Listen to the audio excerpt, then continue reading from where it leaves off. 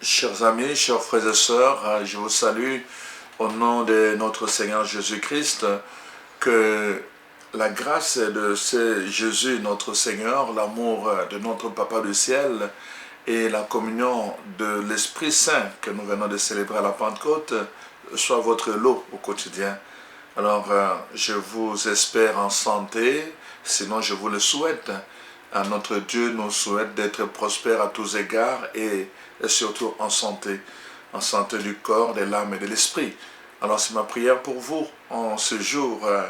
Nous sommes privilégiés, c'est un privilège vraiment d'être toujours en contact avec la parole de Dieu semaine après semaine. C'est un privilège pour vous que la parole vienne jusque chez vous gratuitement.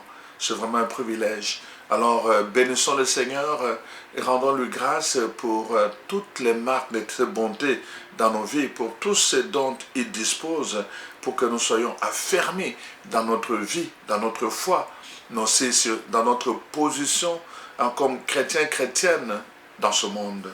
Alors, voilà. Le message d'aujourd'hui porte sur, le texte de Josué. Alors, le thème, c'est « Dieu disposera du temps en ta faveur jusqu'à ce que tu en finisses avec tes ennemis. » Dieu disposera du temps en ta faveur. Notre Dieu, c'est un Dieu, la Bible dit, qui a 1000 façons de délivrer son peuple. Dieu est préoccupé par le salut de ses enfants. Il est préoccupé par ton salut. Dieu est préoccupé par le bonheur de ses enfants. Il est préoccupé par ton bonheur. C'est ce qu'il te souhaite vraiment du plus profond de son être. Il te souhaite cela. Mais seulement tu dois coopérer à ce bonheur. C'est pour cela qu'il dit, moi, voilà, je le mets devant toi. Le bonheur. Mais il y a aussi le malheur à côté. Je mets la vie, mais il y a aussi la mort à côté. Je mets la bénédiction, mais il y a aussi la malédiction à côté. Mais tu dois choisir. Tous les jours, choisis. Et Dieu te dit, choisis la vie. Et tu seras béni. Choisis la bénédiction et tu vivras. Choisis le bonheur, tu dois choisir. Tu choisis le bonheur, évidemment, en refusant le malheur. Tu choisis la bénédiction, évidemment, en t'opposant à la malédiction. Mais c'est un combat, ce choix. C'est un combat. Parce que, voyez-vous, comme je l'ai dit dans d'autres enseignements, pendant que nous dormons, l'ennemi, lui, il ne dort pas. Il est toujours en train de s'imaginer comment détruire la vie des enfants de Dieu. Pendant que tu dors, l'ennemi, lui, fait des plans pour détruire ta vie, pour détruire ta santé, pour détruire ton mariage, pour détruire ton entreprise, pour détruire tout ce que toi tu planifies pour ton épanouissement. L'ennemi est là. Il fait des plans, il ne dort pas, des incantations pour te souhaiter la malédiction. Il fait des jets de sorts, il va te jeter des sorts pour te souhaiter l'échec, la maladie. Et l'ennemi ne dort pas, il ne sommeille pas, parce qu'il est toujours en train de vouloir détruire ce que Dieu met à ta disposition. Il veut détruire la vie que Dieu met à ta disposition. Il veut détruire la bénédiction que Dieu met à ta disposition. Il veut détruire le bonheur que Dieu met à ta disposition. Voilà pourquoi, cher ami, tu dois combattre. Tu dois choisir. Le choix dont je parle, c'est un combat de tous les jours. Tu dois combattre au niveau de la pensée. Tu dois combattre. Ta pensée doit être renouvelée constamment dans la parole de Dieu. Tu dois combattre au niveau du langage. Tu dois apprendre à parler comme Dieu. N'adopte pas le langage de l'ennemi qui veut que tu te maudisses, qui veut que tu puisses parler du mal de toi, tu veux que tu puisses te décourager, tu veux que tu puisses lui ouvrir la porte et lui donner accès pour qu'il puisse opérer, n'est-ce pas, négativement dans ta vie. Tu dois combattre. Notre vie sur la terre, c'est un combat. C'est pour cela qu'on ne peut pas se contenter de se défier. C'est-à-dire, comme enfant de Dieu, nous devons aussi apprendre à combattre en même temps. Jésus dit, quand il donne une parabole, il dit ceci, lequel d'entre vous, il commence comme cela, quand il veut bâtir une maison, ne commence-t-il pas par s'asseoir pour calculer s'il a de quoi à dépenser, n'est-ce pas, pour arriver jusqu'à la fin. Sinon, les gens vont se moquer de lui. Donc, il utilise le verbe bâtir. La maison se bâtit en hauteur, en élévation. C'est ta vie. Notre vie, c'est une maison que nous devons bâtir en élévation. Ça, c'est le premier verbe. Dans la même parabole, Jésus va ajouter, ou encore, lequel de chef d'armée, quand il va en guerre, ne commence-t-il pas par compter, évaluer le nombre, n'est-ce pas, des soldats qu'il a, pour savoir s'il est capable d'aller affronter l'autre qui a plus de soldats que lui. Voyez-vous? Donc, il utilise maintenant le verbe aller en guerre. Notre vie spirituelle, notre vie chrétienne doit se fonder sur ces deux verbes. Le premier, c'est vraiment s'élever, bâtir. Nous devons bâtir notre vie spirituelle sur des fondements solides. Et le fondement solide, c'est-à-dire Jésus-Christ. Le fondement solide, c'est-à-dire la parole de Dieu. Et deuxièmement, nous devons nous exercer à aller en guerre. Notre vie, c'est une guerre. Nous devons combattre. Et nous devons nous fortifier pour combattre le beau combat de la foi. Nous devons nous fortifier parce que nos ennemis sont souvent invisibles. Ceux-là, ils opèrent dans la dimension occulte. Alors donc, quand nous menons le combat, nous devons le mener aussi, apprendre à le mener aussi dans cette dimension, qui est la dimension invisible, c'est-à-dire la dimension spirituelle. Voilà pourquoi la parole de Dieu, n'est-ce pas, nous dit dans le texte d'Éphésiens, le chapitre 6, n'est-ce pas, la parole de Dieu dit ceci, au reste, fortifiez-vous dans le Seigneur et par sa force toute puissante, revêtez-vous toutes les armes de Dieu afin de pouvoir tenir ferme contre les ruses du diable. Donc, revêtez-vous, fortifiez-vous, parce qu'il y a une guerre, fortifiez-vous dans le Seigneur. Non, nous devons apprendre cela. Plusieurs chrétiens, leur problème c'est quoi? Ils ne font que bâtir leur vie spirituelle. Ils vont bâtir leur vie spirituelle au niveau de la connaissance, au niveau de la prière, au niveau de beaucoup de choses. Ils vont bâtir au niveau de la louange, ils vont bâtir leur vie spirituelle. Mais malheureusement, ils négligent lamentablement l'autre dimension qui est de se préparer, de se fortifier pour la guerre. Pendant que tu attends, l'ennemi, lui déjà, est en guerre. Il attaque. Il attaque. Il est en train d'attaquer, de créer des événements autour de toi. Parfois, autour de toi, dans ta propre famille, auprès de ton mari, de ton épouse, de tes enfants. Il va les utiliser, ce sont des païens. S'ils n'ont pas donné leur vie à Jésus-Christ, il peut les utiliser pour venir t'attaquer. Si tu n'apprends pas à mener la guerre pour ton mari, pour ton épouse, si tu n'apprends pas à mener la guerre pour sauver, protéger tes enfants, l'ennemi peut les utiliser pour t'attaquer. Voilà pourquoi vous allez voir parfois des chrétiens, des chrétiennes qui se sont élevés, mais parfois qui ont subi des coups terribles à certains niveaux, à ce niveau-là de la vie, parce qu'ils n'ont pas fait attention au deuxième verbe. Lequel d'entre vous se va en guerre? Nous sommes en guerre. Je le dis souvent et je le répète encore, nous sommes en guerre. Voilà pourquoi nous devons vraiment faire attention. Alors, ce que je dis, donc, Dieu disposera du temps en ta faveur. Dieu est le maître de temps et des circonstances. Quand il est avec nous, quand il marche avec nous, c'est lui-même qui va contrôler les choses pour que nous puissions, quand nous avons l'avantage, que nous puissions combattre nos ennemis jusqu'au dernier. Parce que personne, c'est la loi de la guerre. Au niveau de la guerre, nous ne devons pas laisser un ennemi vivant. Au niveau de la guerre, c'est comme ça. Tout ce qui est dangereux, nous devons le détruire. Nous devons le détruire. Mais nous devons d'abord apprendre à nous fortifier dans le Seigneur. Pas en comptant sur nous-mêmes. Pas en comptant sur nous-mêmes. Le premier secret, c'est cela. Apprendre à comprendre que nous ne pouvons rien par nous-mêmes, par notre force, par notre épée, nous ne pouvons absolument rien si le Seigneur n'est pas avec nous. Il a dit, sans moi, vous ne pouvez rien faire. Cela, c'est très important, même dans la dimension du combat spirituel. C'est très important. Sans lui, nous ne pouvons rien faire. Nous avons besoin de lui. Donc, la parole de Dieu dit, avec Dieu, nous ferons des exploits. Nous ferons vraiment de prouesses. Nous avons besoin de lui pour faire des prouesses. Et c'est l'histoire, n'est-ce pas, de Josué. C'est sur ça que je veux donner vraiment l'enseignement, l'histoire de Josué. Qu'est-ce qui se passe avec Josué?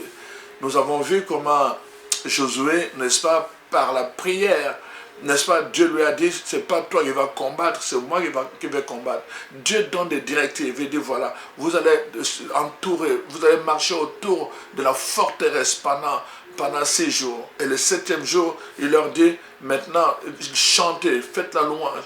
Et après, il dit, poussez un cri. Et quand ils ont poussé un cri, le mur de Jéricho se sont effondrés. C'est Dieu qui donnait les directives pour le combat. Donc, ils n'ont même pas mené le combat et le mur de Jéricho se sont effondrés. Et ils ont massacré tout le monde. Les gens ont été pris de peur parce qu'ils ne pouvaient pas comprendre comment le mur pouvait tomber sans qu'il y ait combat. Et alors, n'est-ce pas, et ils ont saccagé la ville de Jéricho. Ils n'ont épargné que Rahab, n'est-ce pas, et sa famille. Alors, cette nouvelle avait pris vraiment de l'ampleur et tout le monde commençait à craindre Josué et l'armée d'Israël. Ils avaient peur. Les gens avaient peur. Et là, voyez-vous, ce qui va se passer, la parole de Dieu nous dit, et les rois, 5 rois païens se sont mis ensemble pour venir attaquer. Je suis en train de vous parler comment l'ennemi fonctionne. Il va chercher des ennemis, tes ennemis, il va les mettre ensemble pour t'attaquer. Si tu combats seul, tu es foutu parce qu'eux, ils sont ensemble. Vois-tu? La parole de Dieu dit, quand on chasse un esprit mauvais de ta maison, il s'en va. Qu'est-ce qu'il va chercher? Pour se fortifier lui aussi, il va aller chercher 7 autres esprits. Ils viennent ensemble pour revenir vers toi. Si toi, tu n'es pas fortifié, qu'est-ce qui va se passer? La Bible dit, ta condition seconde sera pire que ce que tu avais vécu avant. C'est le même principe. L'ennemi fonctionne par association. Ils se mettent ensemble pour combattre les enfants de Dieu. Ils se mettent ensemble. Ils ont leur club. Les sorciers ont leur club. Ils se mettent ensemble pour attaquer d'abord ici, dans telle famille. Après, ils vont attaquer dans telle autre famille. Ils sont là ensemble. Même parfois, pendant le jour, tu le verras, ils sont des amis. Ce n'est plus un secret. Ils fonctionnent comme ça. Ils se mettent ensemble. Ils se reconnaissent. Les gens qui sont dans des sociétés secrètes se reconnaissent, soit par des insignes, soit par des salutations, ils se reconnaissent. Ils peuvent se mettre ensemble pour t'attaquer. Et c'est ça que les 5 rois, après avoir entendu parler de Josué, de ce qu'il a fait, ils se sont mis ensemble pour venir attaquer Israël. Alors, voici maintenant, ça c'est du côté du mal. Mais de l'autre côté, on nous dit, il y avait un roi, n'est-ce pas, de la ville de Gabaon. Lui a fait par ruse. Il a dit, non, moi je vais m'associer à celui qui a la victoire. J'ai entendu parler de Josué et de ce peuple. Je préfère faire alliance avec eux. Il a fait alliance avec le peuple de Dieu. Même si Josué n'a pas pu consulter Dieu, Josué a fait un serment. Et les chefs, les notables ont fait un serment pour le protéger. Même quand ils ont découvert les choses après, ce peuple a été protégé. Pourquoi? Parce qu'ils ont fait alliance du bon côté. Ils ont fait alliance du côté où il y avait la bénédiction. Ils ont choisi du côté de la bénédiction. Ils ont choisi le côté du bonheur. Ils ont choisi le côté de la vie, du côté de la victoire. Ils ont été épargnés pendant que les autres ont été tous décimés. Voyez-vous le principe? Il y a toujours un choix. Dieu met devant nous chaque fois un choix que nous avons à faire. Nous pouvons nous associer avec les gens qui font le mal, mais nous pouvons aussi nous associer avec les gens que Dieu bénit. C'est ça, dans la vie de tous les jours. Même ceux qui ne sont pas dans les sens occultes, dans nos amitiés, nos relations, vous allez voir facilement. Il y a des gens qui sont là tout le temps, une association de malfaiteurs dans la façon de parler. Ils sont toujours en train de critiquer les autres. Ils sont toujours en train de parler du mal des autres. Ils sont toujours en train de médire. Toujours. Mais c'est une association. Quand ils s'appellent au téléphone, c'est toujours pour parler du mal. Et c'est toujours comme ça. Dès que l'un ou l'une a une information, il doit appeler tous les autres. C'est une association. Toute notre vie, c'est comme ça. On s'associe soit avec le bien, soit avec le mal. Mais je suis en train de vous dire, quand Dieu intervient dans un camp, vous êtes foutus si vous êtes du côté adverse. C'est pour cela que nous avons besoin de l'esprit de discernement. Nous devons savoir dans nos amitiés, dans nos relations, avec qui nous devons nous associer. Il y a des gens, quand nous nous associons à eux, ils peuvent causer notre destruction. Nous savons l'histoire de Samson avec Dalila. Il s'est associé et après, Samson a perdu toute son onction. Nous le savons. Il y a des associations, mais c'est des choix que nous devons faire tous les jours. Avec qui tu t'associes. C'est très important. Le point de départ, c'est celui-là. On nous montre les 5 rois qui se sont associés pour combattre Josué. On nous montre une ville, un roi de Gabaron qui s'est associé avec Josué. Les conséquences sont différentes. Les conséquences sont différentes. Et alors, donc, quand ce roi se met ensemble pour venir attaquer, c'est ça qui va arriver.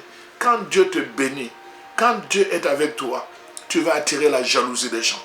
Tu vas attirer, tu vas concerter plusieurs personnes autour de toi.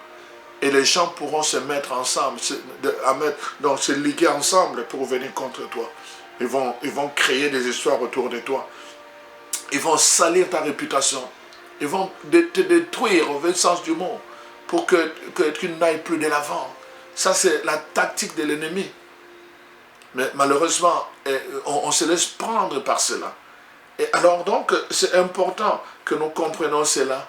Et la parole de Dieu, dans le texte de Josué, nous montre aussi comment, en fait, Josué procède.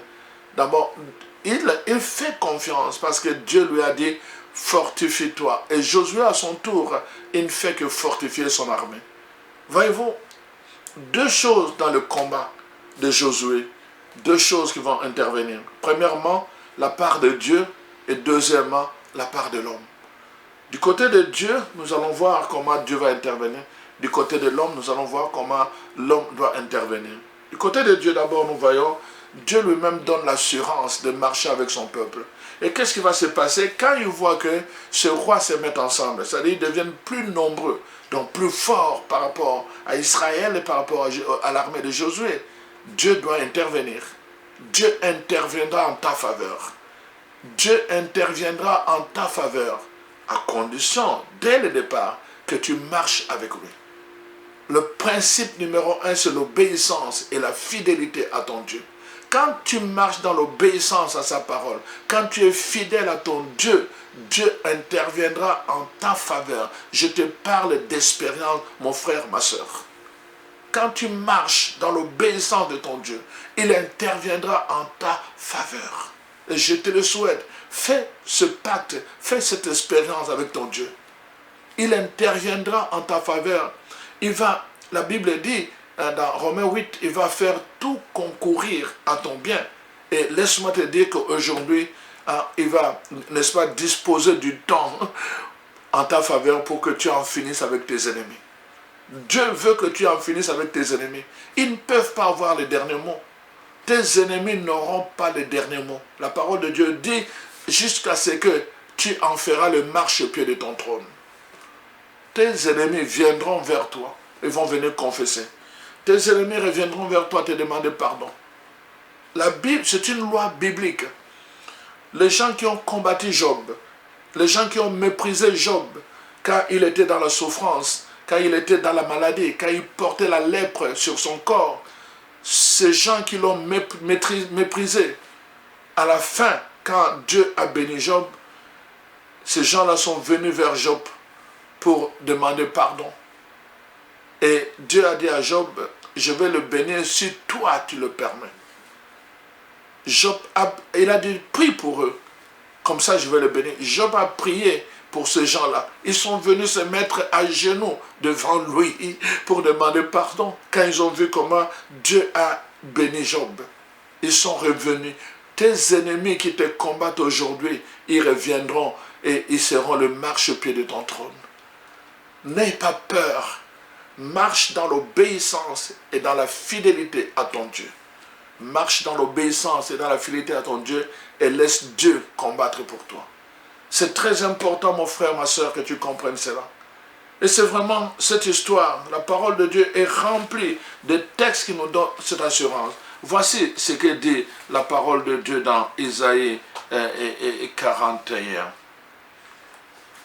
J'aime la parole de Dieu parce que c'est donné pour nous fortifier, chers amis. Nous ne devons pas avoir peur quand les situations nous arrivent.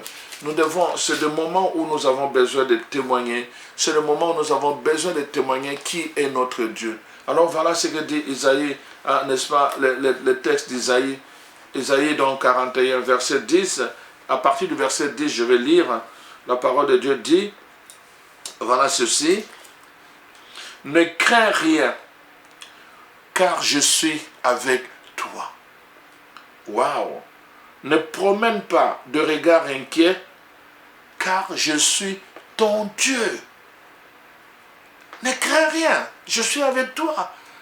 Le jeu qui te parle, c'est ton Dieu. Je suis ton Dieu.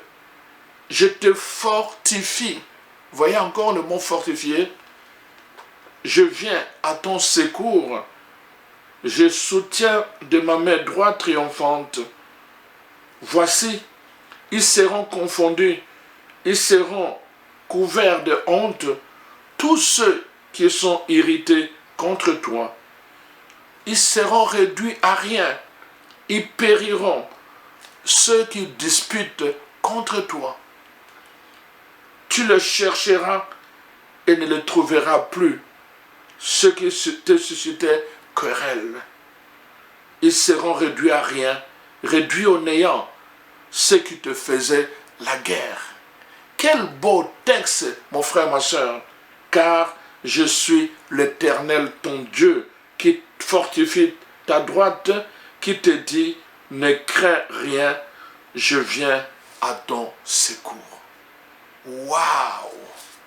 Moi, quand j'ai lu ce texte que j'ai eu en révélation, toute ma vie, ma confiance dans le Seigneur s'est affermie. Vraiment, par rapport, on a toujours peur. Hein, on ne sait pas qu'est-ce qui nous arrive, les gens qui nous combattent, les gens qui disputent contre nous, les gens qui nous font la guerre et tout le reste. Et parfois, on veut se venger par soi-même. La tentation, c'est vouloir se venger par soi-même. Quand j'ai lu ce texte, j'ai compris. Non, je n'ai plus besoin. Je n'ai vraiment plus besoin de me venger par moi-même. Je n'en ai plus besoin. J'ai un Dieu. J'ai un Dieu. J'ai un Dieu là-haut. Alors donc, je n'ai plus besoin de me venger par moi-même. Mon Dieu me donne cette assurance qu'il combattra pour moi. Tes ennemis qui te combattent, ceux qui te querellent, ceux qui se disputent contre toi, regarde-le, tu ne les verras plus. Ils seront réduits à rien. C'est le même, la Bible est remplie de la même logique. Quand, n'est-ce pas, Moïse marchait dans le désert, c'est la même chose que Dieu a dit à Moïse. Tes ennemis que tu vois pour la dernière, regarde-les pour la dernière fois. Tu ne le verras plus jamais. Dieu va disposer du temps en ta faveur. Avec Moïse, je vous ai dit dans un autre enseignement, là où il y a eu un canal, n'est-ce pas, un tunnel, pour que Moïse passe avec le peuple de Dieu, ce tunnel s'est transformé en cercueil, en tombeau pour les ennemis. Dieu disposera du temps en ta faveur. Et c'est ça qui va... Tu dois apprendre à marcher dans le temps de Dieu, le temps favorable, les kairos. C'est pour cela que nous n'avons pas peur, que les gens nous combattent, nous n'avons pas peur, que les gens nous disputent, nous n'avons pas peur, que nous cherchent querelle, nous n'avons pas peur et nous ne nous vengeons pas. Moi, je ne me venge pas, je n'en ai pas besoin. Parce que j'ai un Dieu là-haut. Ne crains pas, car je suis avec toi. Je suis ton Dieu. J'ai un Dieu en qui j'ai mis ma confiance. J'ai un Dieu en qui j'ai mis ma confiance. C'est pour cela que je parle. J'ai cru, c'est pour cela que je parle. Voilà, chers frères et sœurs, nous devons être édifiés par la parole de Dieu. Alors, l'histoire de Josué, c'est cela. Dieu disposera du temps en ta faveur. Il va s'occuper de tes ennemis. Et c'est ce qu'il a fait. Dieu est intervenu. Comment ça? Premièrement, miraculeusement, Dieu va envoyer, n'est-ce pas, sur tous les rois ennemis, sur leur camp, une bonne partie de cette armée, n'est-ce pas, donc il va envoyer des jets de pierres qui vont tomber du ciel sur eux et vont les abattre. la majorité, dont la grande partie de cette armée va mourir. Et l'autre partie va commencer à fuir. Josué va le surprendre et le poursuivre. Il va le poursuivre. Il commence à le combattre, Il y en a qui tu vois, les ennemis aiment les ténèbres. C'est pour cela que Dieu, le soleil devait continuer à donner sa lumière. Parce que les ennemis aiment les ténèbres. Et quand la lumière brille, les ennemis n'aiment pas. Ils aiment les ténèbres pour venir attaquer. Mais quand est-ce que les sorciers, les autres là, ceux qui font les incantations, quand est-ce qu'ils viennent attaquer? Toujours la nuit. Parce qu'ils aiment les ténèbres. Le moment profite pour eux de venir opérer. Quand toi tu dors, ils viennent opérer. Les ennemis aiment les ténèbres pour jouer avec les esprits des gens. Et c'est pour cela que Dieu va disposer du temps, de la lumière, pour que tu triomphes de tes ennemis. Et c'est ça qu'il a fait. D'abord, il s'occupe d'éliminer la majeure partie pour réduire leur puissance en nombre. Et deuxièmement, n'est-ce pas, on voit Josué qui fait une prière et qui demande, qui ordonne prophétiquement le soleil là-bas. Et puis la lune, toi, sur Gabaon, le pays qui avait fait alliance avec, partout il y avait les ténèbres. Sur Gabaon, le pays qui avait fait alliance avec le peuple de Dieu, la lumière a continué à briller. Ça nous fait penser à Malachie 4. Et le Seigneur fera lever son soleil de justice avec des rayons de guérison. La lumière va s'élever sur toi. La lumière va s'élever. Dieu disposera du temps pour que la lumière s'élève sur toi. Pour toi, ça sera jour. Et autour de toi, ça sera ténèbres. Dans Isaïe 60, c'est la même chose. La parole de Dieu dit, n'est-ce pas, même si partout autour de toi, tout est dans l'obscurité, ta lumière brillera. Mais cette lumière, c'est parce que le soleil sera sur toi. Sa lumière viendra sur toi. Partout, ça sera de l'obscurité. Mais toi, tu seras dans la lumière. Parce que tu seras vu du ciel. Tu seras vu du ciel. N'aie pas peur. La parole de Dieu te dit. Donc, voilà, Josué va commander. Il avait confiance, il avait une communion avec Dieu. Il pouvait commander aux éléments de la nature en sachant que Dieu fait tout concourir au bien de ses enfants. En sachant justement que Dieu dispose du temps en sa faveur. Tes ennemis, ils peuvent venir pendant le jour, pendant la nuit. Mais quand Dieu va disposer du temps, c'est-à-dire qu'il te fera voir des choses qu'eux ne verront plus. Parce qu'ils seront dans l'obscurité. Et toi, tu seras dans la lumière. Ils vont aller se cacher. Dans leur cachette, tu le verras. Parce que la lumière sera avec toi. La lumière se lèvera sur toi. C'est important, mon frère, ma soeur, que tu comprennes ce que je te dis là. Gabaon a fait alliance avec l'armée de Dieu. Le soleil s'est levé sur lui. Tu dois savoir avec qui tu fais alliance. Autour les autres villes étaient dans les ténèbres, dans l'obscurité. Mais la lumière du soleil brillait sur Gabaon. Vous pourriez être des milliers. Mon frère, ma soeur, quand tu fais alliance avec Dieu, il faut que tu en sois consciente. Quand tu fais alliance avec Dieu, vous pouvez être nombreux ensemble. Ta lumière, sur toi la lumière brillera. Pendant ce temps, chez les autres, ça sera l'obscurité. C'est comme ça que Dieu distingue ses enfants, ceux qui marchent dans l'obéissance et ceux qui marchent dans la fidélité. Tu dois rechercher l'obéissance et la fidélité pour que tu sois capable d'ordonner aux choses de la nature de venir vers toi et d'ordonner aux choses de la nature d'être en ta faveur, d'être favorable pour toi et non pas contre toi. C'est important. Et c'est ça, vraiment, je pense, ce qui est important. Donc, voyez-vous, ce que je veux dire, il fallait qu'il y ait un Josué pour que, n'est-ce pas, ce temps puisse disposer comme ça, que la terre s'arrête et que la lumière puisse briller sur Gabaon, sur la prière de Josué. Parce que Josué a prié. La prière de Josué. Il faut qu'il y ait quelqu'un. Dieu recherche quelqu'un. Il est dit, je parcours dans les livres de Jérémie, je parcours la ville, je cherche quelqu'un. Un homme qui a la justice dans son cœur. Un homme qui craint Dieu. Dieu recherche ce genre de personnes dans ta famille pour donner la victoire. Ta famille est en train de combattre depuis des années. Vous vivez des situations très très difficiles. Dieu recherche quelqu'un qui s'élève. On a besoin dans ta famille de quelqu'un, d'un Josué, qui a une relation profonde avec le Seigneur et qui marche dans cette confiance comme Dieu lui avait dit au début, je serai avec toi, fortifie-toi, et qui se fortifie dans le Seigneur. Dieu a besoin de Josué dans ta famille et tu peux devenir ce Josué, et à cause de toi, la lumière peut briller sur ta famille, Gabaon, parce que tous ceux qui s'attachent à toi vont bénéficier de ta lumière, de ta bénédiction. Dieu attend justement que tu te lèves comme un Josué. Alors c'est pour cela que c'est très important. Alors quand tu vas faire cela, qu'est-ce qui va arriver?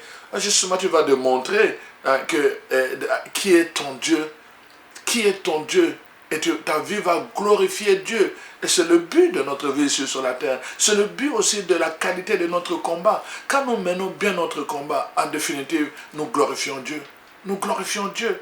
Quand nous sommes capables de retenir la lumière du soleil sur nous ou sur les gens qui s'associent à nous, nous glorifions le Seigneur. Et c'est ça aussi que nous ne devons pas oublier. On est là pour cela, pour glorifier le Seigneur. Alors donc, c'est très très important, voyez-vous. Donc la lumière viendra, le Seigneur dit, il fera lever sa lumière sur nous, donc pour que nous puissions, n'est-ce pas, et comme avoir des rayons de guérison et de justice. Donc, et finalement, curieusement, voyez-vous, Jésus est appelé aussi le soleil de justice. Il est ce soleil que Dieu veut lever sur toi. Jésus est ce soleil que Dieu veut lever sur toi, sur ta vie, sur ta famille, pour que les rayons de justice et les rayons de guérison pénètrent dans ta vie, dans ta famille. Tu as besoin, n'est-ce pas, de demander à Jésus, Seigneur, arrête-toi là pour moi. Arrête-toi là pour moi. Je vais passer ma vie à genoux à combattre mes ennemis. Arrête-moi, je vais terminer avec mes ennemis. Tu dois apprendre. Jésus, quand il vient dans ta vie, tu ne peux plus être une victime. Tu vas devenir un victorieux. Tu ne peux plus être une victime. Tu vas devenir un conquérant. Quand le soleil de justice qui est Jésus se lève sur ta vie, il pourra y avoir des ténèbres autour de toi, mais toi, tu seras évidemment n'est-ce pas, c'est comme ça que Dieu procède. Voyez-vous, dans l'Ancien Testament, on voit comment Dieu utilisait les éléments de la nature pour son peuple. Il y avait une colonne, n'est-ce pas, de feu. Cette colonne de nuée, la nuit, ça devenait une colonne de feu pour diriger, éclairer le peuple dans le désert. Et le jour, ça devenait une ombre pour protéger le peuple contre le soleil. La même chose, Dieu l'utilisait doublement. La nuit comme colonne de feu et le jour comme colonne de nuage pour protéger contre le soleil le peuple qui lui appartenait. Dieu va disposer des choses de la nature. Il va disposer du soleil. Il va disposer de la nuée. Il va disposer de tout et du temps en ta faveur pour que tu en finisses avec tes ennemis et que tu entres dans ton pays de destinée. C'est ça le souci de Dieu. Et c'est vraiment pour cela que tu dois te fortifier, n'est-ce pas, dans le combat. Alors donc, vraiment, mon souhait, c'est que le soleil de justice, n'est-ce pas, puisse régner, puisse vraiment, je veux dire, s'arrêter sur ta vie. Moi, c'est vraiment mon souhait, le soleil de justice sur ta vie.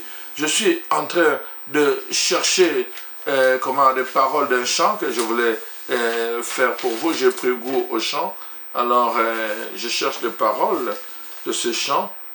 Alors donc, avant de chanter, je voulais vraiment juste vous rappeler que parce que tu appartiens à Dieu, tes ennemis sont aussi les ennemis de Dieu. C'est pour cela que Dieu vient combattre pour toi.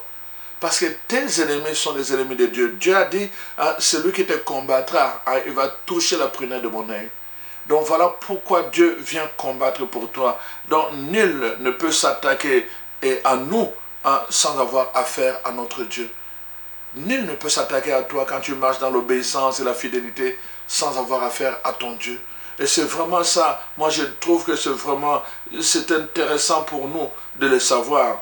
Alors donc, voilà pourquoi nous devons continuellement rechercher cette relation avec Dieu, cette union avec Dieu. Donc, comme on nous a dit, fortifiez-vous dans le Seigneur. Oui, dans notre union avec Dieu, nous devenons forts pour le combat. Nous devenons forts pour le combat. Donc voilà pourquoi vraiment l'ennemi va essayer de nous détruire, évidemment. Il va essayer de nous détruire, il va essayer de détruire notre rempart qui est Dieu. Mais il ne pourra jamais. Le serpent l'a fait avec Adam et Ève. Satan l'a fait avec Job. Et il voulait, n'est-ce pas, faire avec eux, avec Jésus dans le désert. Il voulait faire la même chose avec Jésus dans le désert.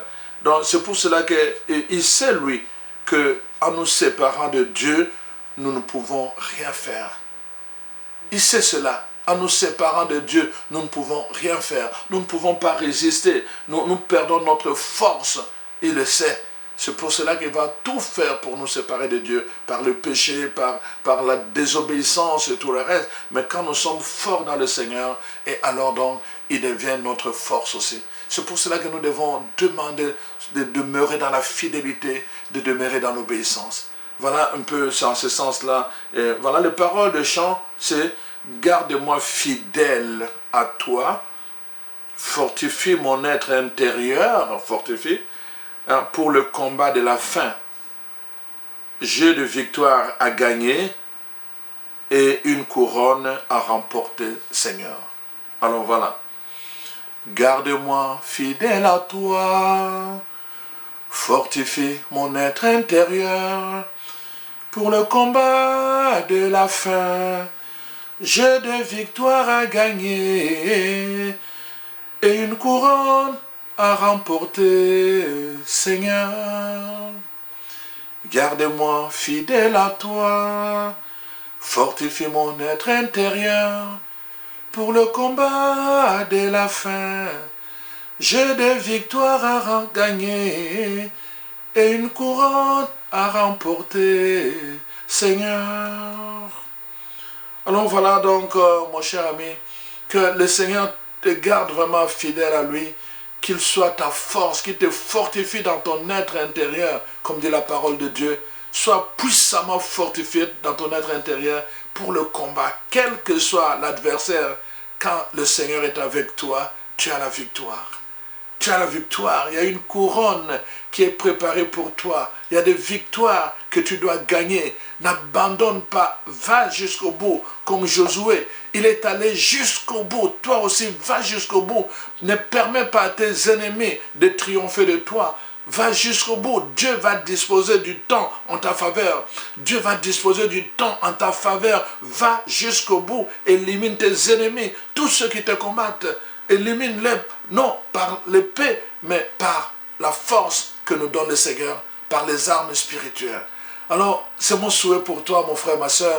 Commence ce combat dans la fidélité d'abord. Recherche la fidélité, recherche l'obéissance, marche dans l'obéissance et exerce-toi dans la foi.